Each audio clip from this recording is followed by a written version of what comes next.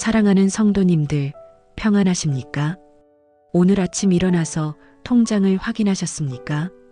예상치 못한 지출이 또 생겼고 이번 달도 빠듯하게 살아가야 한다는 생각에 마음이 무거워지셨을 겁니다. 자녀들 교육비, 부모님 병원비, 집 대출 이자, 물가는 계속 오르는데 수입은 그대로입니다. 열심히 일하고 성실하게 살아가는데 왜 재정적으로 이렇게 힘든지, 하나님께서는 정말 나를 축복하시는 건지 의심이 들 때가 있지 않으십니까?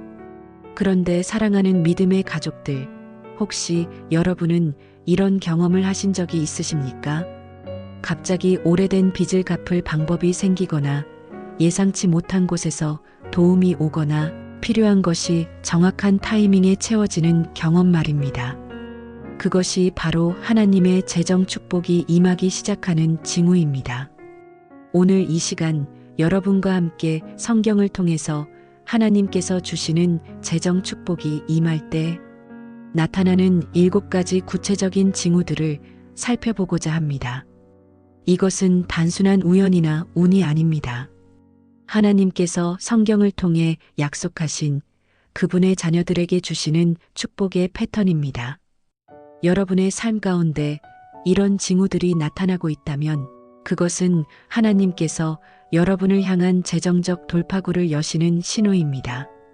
끝까지 집중해서 들어주시기 바랍니다.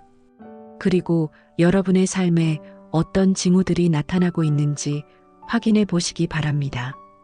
첫 번째로 재정 축복이 임할 때 나타나는 첫 번째 징후는 마음에 평안이 찾아온다는 것입니다. 재정적으로 어려울 때 우리는 밤에 잠을 이루지 못합니다. 내일 일이 걱정되고 다음 달이 두려워집니다. 그런데 이상하게도 상황은 아직 나아지지 않았는데 마음에 평안이 찾아오는 경험을 하게 됩니다. 성경 빌립보서 4장 6절부터 7절 말씀입니다. 빌립보서 4장 6절부터 7절 아무것도 염려하지 말고 다만 모든 일에 기도와 간구로 너희 구할 것을 감사함으로 하나님께 아뢰라. 그리하면 모든 지각에 뛰어난 하나님의 평강이 그리스도 예수 안에서 너희 마음과 생각을 지키시리라. 이 말씀은 사도 바울이 빌립보 교회 성도들에게 쓴 편지입니다. 당시 빌립보 교회는 경제적으로 넉넉하지 않았습니다. 하지만 바울은 그들에게 염려하지 말라고 권면합니다. 왜냐하면 하나님께 기도로 아뢰일 때 모든 지각에 뛰어난 평강, 즉 우리의 이해를 초월하는 평안이 우리를 지켜주시기 때문입니다. 이것이 바로 재정 축복의 첫 번째 징후입니다. 통장 잔고는 아직 그대로인데 청구서는 여전히 쌓여 있는데 이상하게도 마음에 평안이 찾아옵니다. 이것은 하나님께서 여러분의 기도를 들으셨고 응답을 준비하고 계신다는 증거입니다. 실제로 한 성도님의 간증입니다. 사업이 어려워서 몇 달째 직원들 월급도 제대로 주지 못하는 상황이었습니다. 매일 밤 걱정으로 잠을 이루지 못했습니다. 그런데 어느 날 새벽 기도 중에 이상한 평안이 마음에 임했습니다. 상황은 전혀 나아지지 않았는데 왜인지 걱정이 사라졌습니다. 그리고 일주일 후 3년 전에 떼었다고 포기했던 외상값을 예상치 못하게 받게 되었고 그 돈으로 직원들 월급과 밀린 세금을 다 해결할 수 있었습니다. 사랑하는 성도님들, 여러분의 마음에 설명할 수 없는 평안이 찾아왔습니까? 그것은 하나님께서 여러분의 재정 문제를 해결하시기 위해 움직이고 계신다는 첫 번째 신호입니다.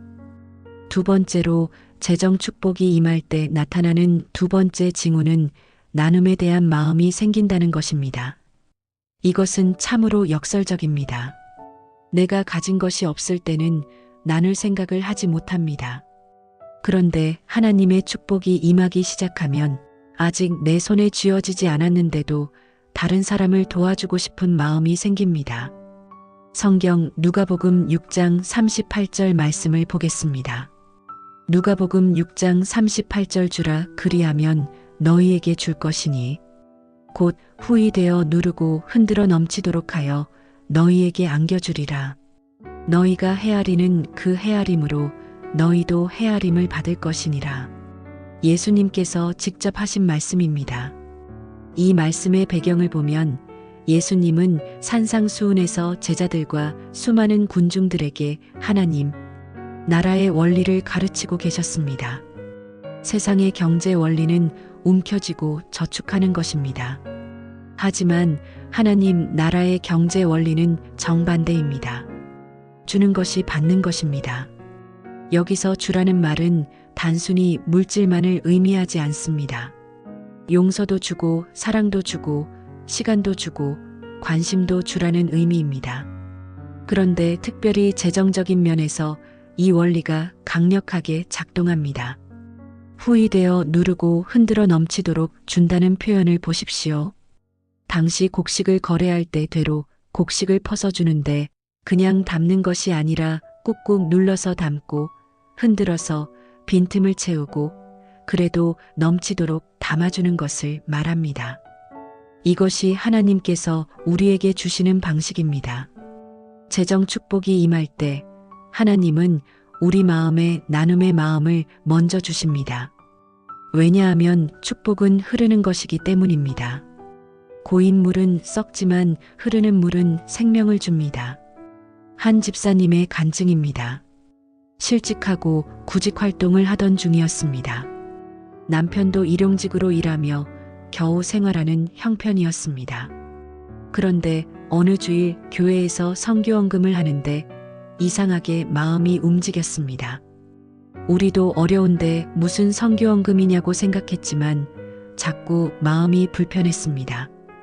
결국 그달 생활비 중에서 10만 원을 선교헌금으로 드렸습니다. 그리고 놀랍게도 그 다음 주에 이전 직장에서 퇴직금, 정산 과정에서 누락된 금액이 있다며 연락이 왔고 150만 원을 받게 되었습니다. 그 돈으로 밀린 공과금을 해결하고 한숨 돌릴 수 있었습니다. 사랑하는 믿음의 가족들, 어려운 상황인데도 누군가를 돕고 싶은 마음이 생기십니까? 그것은 하나님께서 여러분에게 축복을 부어주실 준비를 하고 계신다는 두 번째 신호입니다. 세 번째로 재정 축복이 임할 때 나타나는 세 번째 징후는 예상치 못한 곳에서 도움이 온다는 것입니다. 우리는 보통 재정적 도움을 기대할 만한 곳에서 도움을 구합니다. 은행, 친척, 친구들입니다. 그런데 하나님의 축복은 우리가 전혀 예상하지 못한 경로를 통해서 옵니다. 성경 열왕기상 17장 4절부터 6절 말씀입니다. 열왕기상 17장 4절부터 6절 내가 그 시냇물을 마시리라. 내가 까마귀들에게 명령하여 거기서 내게 먹이게 하리라. 그가 여호와의 말씀과 같이 하여 가서 요단 앞 그릿 시냇가에 머물매 까마귀들이 아침에도 떡과 고기를 저녁에도 떡과 고기를 가져왔고 그가 시냇물을 마셨더니 이것은 선지자 엘리야의 이야기입니다. 당시 이스라엘은 악한 왕 아합과 그의 아내 이세벨이 바알 우상을 섬기며 하나님을 버렸습니다. 엘리야는 하나님의 명령을 받아 3년 반 동안 비가 오지 않을 것이라고 선포했습니다. 그 후 엘리야는 왕의 분노를 피해 도망가야 했습니다. 그리 시냇가에 숨었습니다. 먹을 것이 없었습니다. 그런데 하나님은 누구를 통해 엘리야를 먹이셨습니까? 놀랍게도 까마귀를 통해서였습니다. 까마귀는 부정한 새로 여겨졌습니다. 사람들은 까마귀를 좋아하지 않았습니다. 하지만 하나님은 그 까마귀들에게 명령하셔서 아침 저녁으로 엘리야에게 떡과 고기를 가져다 주게 하셨습니다. 이것이 하나님의 방법입니다. 우리가 생각하지 못한 통로로 공급하십니다. 2023년에 한 성도님이 경험한 일입니다. 코로나19 이후 식당 장사가 어려워져서 폐업을 고민하고 있었습니다. 은행 대출도 받을 수 없는 상황이었습니다. 그런데 어느 날 20년 전에 잠깐 알고 지냈던 지인에게서 연락이 왔습니다. 우연히 그 식당 앞을 지나가다가 간판을 보고 혹시 아는 사람인가 싶어 연락했다는 것입니다. 이야기를 나누다가 그 지인이 최근에 사업이 잘 되어 여유가 생겼는데 혹시 도움이 필요하면 말하라고 했습니다. 결국 그 지인의 도움으로 식당을 리모델링하고 메뉴를 개선해서 지금은 장사가 잘 되고 있습니다. 하나님은 20년 만에 그 지인을 보내셨습니다. 사랑하는 성도님들, 전혀 예상하지 못한 곳에서 도움의 손길이 나타나고 있습니까? 오랫동안 연락이 없던 사람에게서 연락이 오거나 생각지도 못한 방법으로 해결책이 보이십니까? 그것은 하나님께서 여러분의 필요를 아시고 까마귀를 보내시듯 도움을 보내시는 세 번째 신호입니다. 네 번째로 재정 축복이 임할 때 나타나는 네 번째 징후는 적은 것이 많아지는 경험을 하게 된다는 것입니다. 이것은 자연적으로 설명할 수 없는 현상입니다. 분명히 수입은 그대로인데 지출을 감당할 수 있게 됩니다. 이것을 성경은 기적이라고 부릅니다. 성경 열왕기하 4장 3절부터 6절 말씀입니다. 열왕기하 4장 3절부터 6절 이르되 너는 밖에 나가서 모든 이웃에게 그릇을 빌리라. 빈 그릇을 빌리되 조금 빌리지 말고 너는 내 두 아들과 함께 들어가서 문을 닫고 그 모든 그릇에 기름을 부어서 차는 대로 옮겨 놓으라. 여인이 물러가서 그의 두 아들과 함께 문을 닫은 후에 그들은 그릇을 그에게로 가져오고 그는 부었더니 그릇에 다 찬지라. 이것은 선지자 엘리사 시대의 이야기입니다. 한 선지자의 아내가 과부가 되었습니다. 남편이 빚을 많이 남기고 죽었습니다. 채권자가 와서 두 아들을 종으로 데려가겠다고 위협했습니다. 그녀에게는 아무것도 없었습니다. 집에 기름 한 병만 있었습니다. 엘리사는 그녀에게 이웃들에게 가서 빈 그릇을 빌려오라고 했습니다. 조금 빌리지 말고 많이 빌리라고 했습니다. 그리고 문을 닫고 그 작은 기름병으로 빌려온 그릇들에 기름을 부으라고 했습니다. 말이 됩니까? 한 병의 기름으로 수십 개의 그릇을 채운다는 것이 논리적으로 가능합니까? 하지만 그녀는 순종했습니다. 기름을 붓기 시작했습니다. 놀랍게도 기름이 계속 나왔습니다. 그릇이 다 찰 때까지 기름이 멈추지 않았습니다. 그녀는 그 기름을 팔아서 빚을 다 갚고 남은 것으로 생활할 수 있었습니다. 이것이 하나님의 축복입니다. 적은 것을 많게 하시는 하나님의 능력입니다. 현대에도 이런 일이 일어납니다. 한 청년이 간증했습니다. 대학을 다니면서 아르바이트로 생활비를 벌었습니다. 한 달에 100만 원 정도 벌었는데 방세, 식비, 교통비를 내고 나면 11조를 드릴 형편이 안 되었습니다. 하지만 11조만큼은 꼭 드리기로 결심했습니다. 10만 원을 11조로 드리면 90만 원으로 한 달을 살아야 했습니다. 계산상 불가능했습니다. 그런데 신기하게도 한 달을 살 수 있었습니다. 식비를 절약하려고 하는데 교회 식구들이 밥을 사주고 교통비를 아끼려는데 친구가 차로 데려다주고 책을 사야 하는데 선배가 중고책을 주고 이런 식으로 90만 원이 100만 원처럼 쓰여졌습니다. 4년 내내 그렇게 생활했는데 단 한 번도 빚을 진 적이 없었습니다. 사랑하는 믿음의 가족들, 계산상으로는 모자라는데 이상하게 달이 지나가십니까? 적은 수입으로 많은 지출을 감당하게 되십니까? 그것은 하나님께서 여러분의 적은 것을 많게 하시는 기적을 행하고 계신다는 네 번째 신호입니다. 다섯 번째로 재정 축복이 임할 때 나타나는 다섯 번째 징후는 빚에서 벗어나고 싶은 강한 열망이 생긴다는 것입니다. 많은 사람들이 빚을 안고 살아갑니다.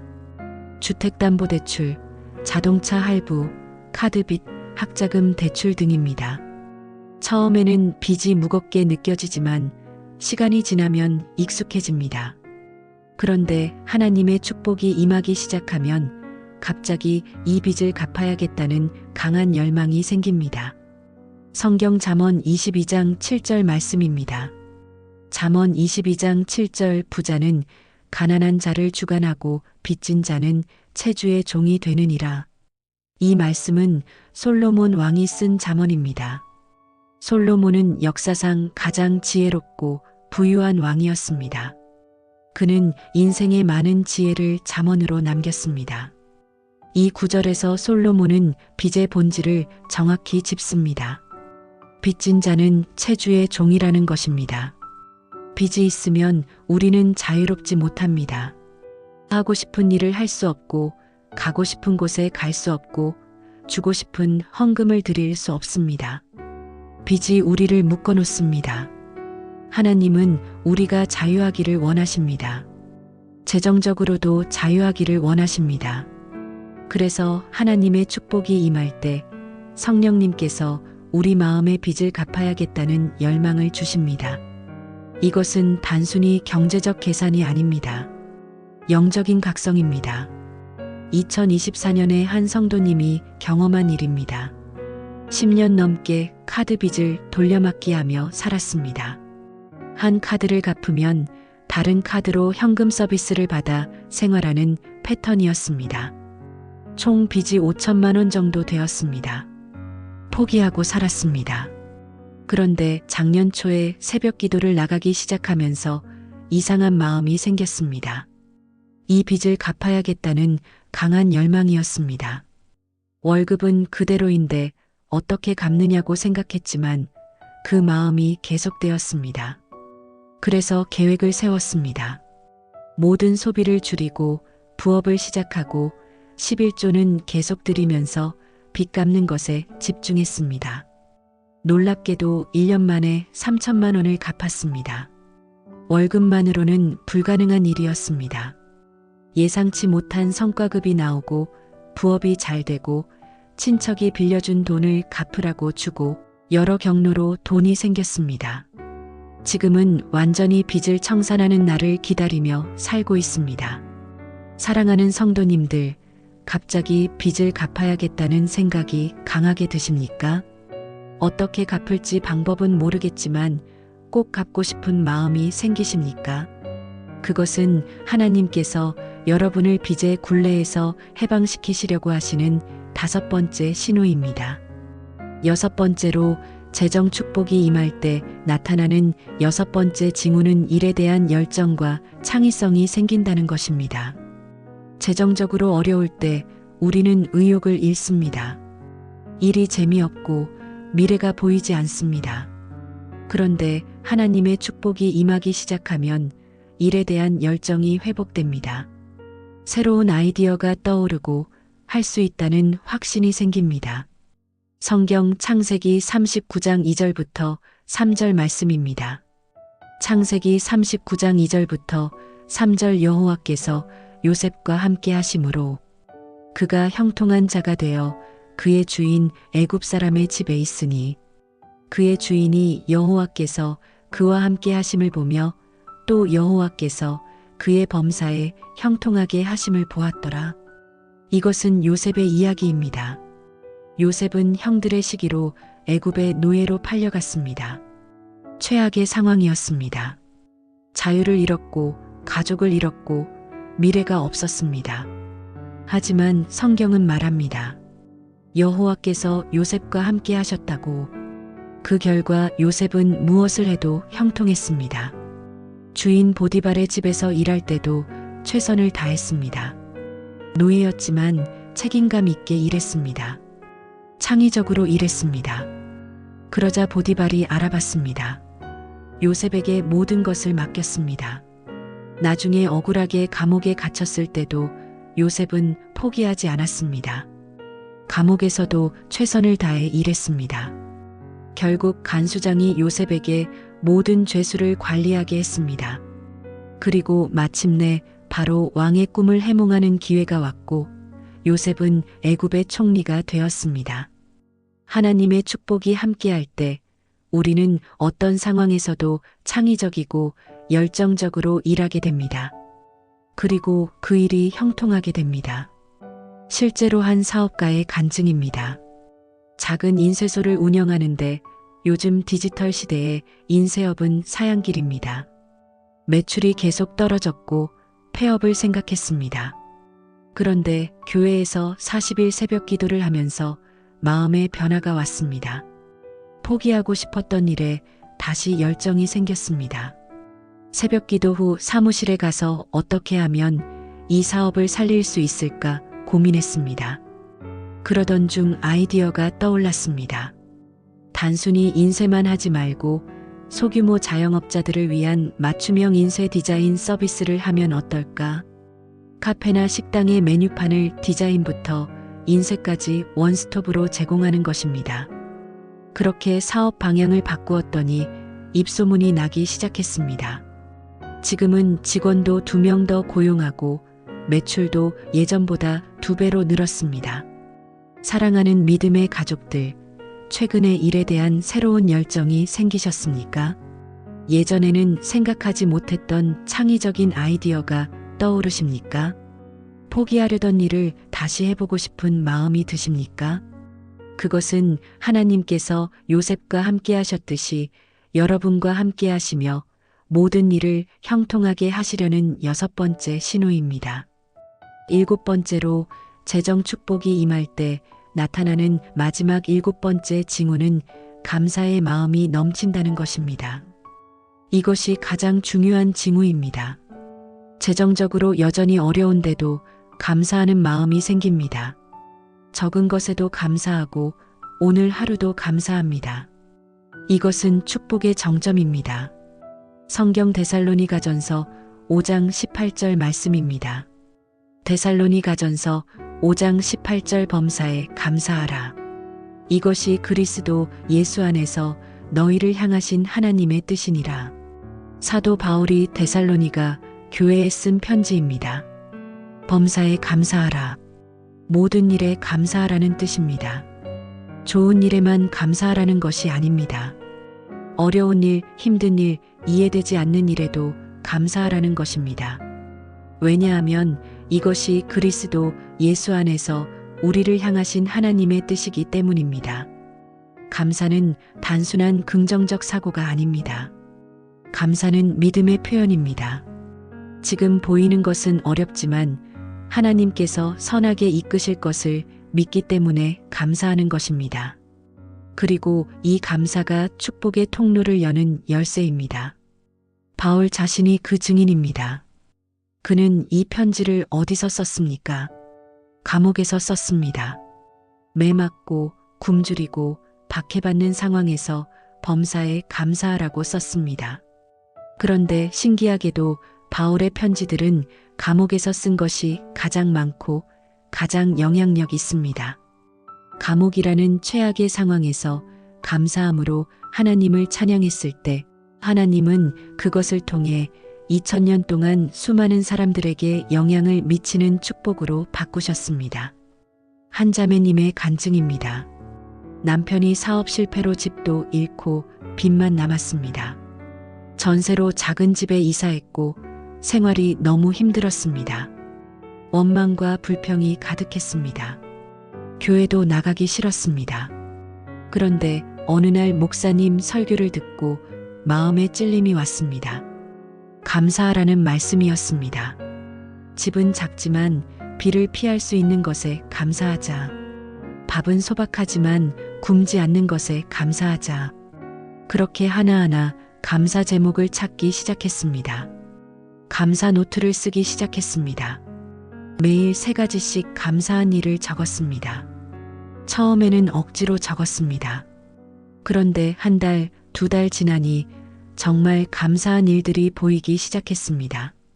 이웃이 반찬을 나눠주고 교회 식구들이 도와주고 아이들이 건강하고 감사할 일이 많았습니다.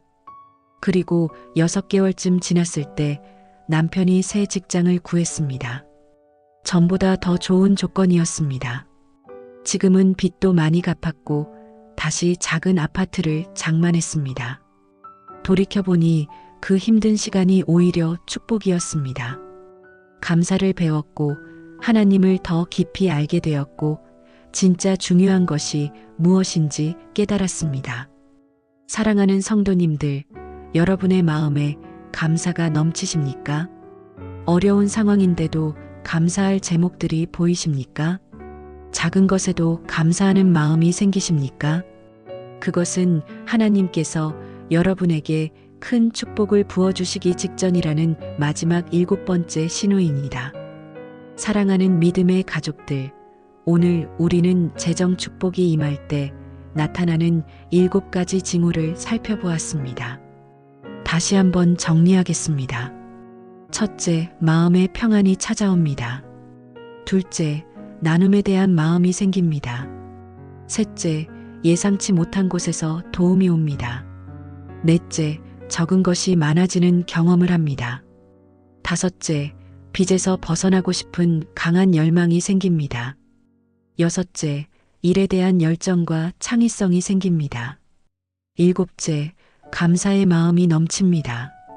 여러분의 삶에 이런 징후들이 나타나고 있습니까? 하나만 나타나도 하나님께서 움직이고 계신다는 신호입니다. 여러 개가 동시에 나타난다면 큰 축복이 임박했다는 증거입니다. 그런데 중요한 것은 이런 징후들이 나타날 때 우리가 어떻게 반응하느냐입니다. 첫째, 더욱 기도해야 합니다. 축복의 징후가 보일 때 기도를 멈추면 안 됩니다. 오히려 더 간절히 구해야 합니다. 둘째, 순종해야 합니다. 하나님께서 마음에 주시는 감동을 따라가야 합니다. 나눔의 마음이 생기면 나누고 빚을 갚아야겠다는 생각이 들면 계획을 세우십시오. 셋째, 감사해야 합니다. 아직 손에 쥐어지지 않았어도 미리 감사하십시오. 감사가 축복을 앞당깁니다. 넷째, 기다려야 합니다. 하나님의 때가 있습니다. 징후가 나타났다고 내일 당장 통장에 돈이 들어오는 것은 아닙니다. 하지만 반드시 하나님의 때에 이루어집니다. 인내하며 기다리십시오. 마지막으로 한 가지 더 말씀드리고 싶습니다. 하나님께서 주시는 재정 축복은 단순히 돈이 많아지는 것이 아닙니다. 하나님 나라를 위해 쓰라고 주시는 것입니다. 여러분이 축복받는 이유는 여러분만 잘 살라는 것이 아닙니다. 여러분을 통해 다른 사람들도 축복받게 하려는 것입니다. 아브라함에게 주신 축복의 약속을 기억하십시오. 창세기 12장 2절 내가 너로 큰 민족을 이루고 내게 복을 주어 내 이름을 창대하게 하리니 너는 복이 될지라. 복을 받는 것으로 끝나지 않습니다. 복이 되라는 것입니다. 여러분이 받은 축복으로 다른 사람들에게 복이 되어야 합니다. 그것이 하나님께서 우리에게 재정 축복을 주시는 궁극적인 목적입니다. 사랑하는 성도님들, 오늘 이 말씀이 여러분에게 큰 위로와 소망이 되었기를 바랍니다. 여러분의 삶 가운데 이미 하나님께서 일하고 계십니다. 눈을 들어보십시오. 축복의 징후들이 보이실 것입니다. 그리고 그 축복이 온전히 임할 때까지 믿음으로 기도하며 나아가시기 바랍니다. 이 영상이 은혜가 되셨다면 좋아요 버튼을 눌러주시고 구독과 알림 설정으로 앞으로도 좋은 말씀을 받아보시기 바랍니다. 그리고 댓글로 여러분의 축복 간증을 나눠주십시오. 여러분의 간증이 다른 사람들에게 큰 믿음과 용기가 될 것입니다. 사랑하는 믿음의 가족들, 하나님께서 여러분의 가정과 사업과 직장에 풍성한 재정 축복을 부어주시기를 기도합니다. 여러분을 통해 하나님 나라가 이 땅에 확장되기를 간절히 소망합니다. 오늘도 여러분과 함께할 수 있어서 감사했습니다. 다음 시간에 또 만나 뵙겠습니다. 하나님의 은혜와 평강이 여러분 모두에게 충만하시기를 주님의 이름으로 축복합니다. 샬롬.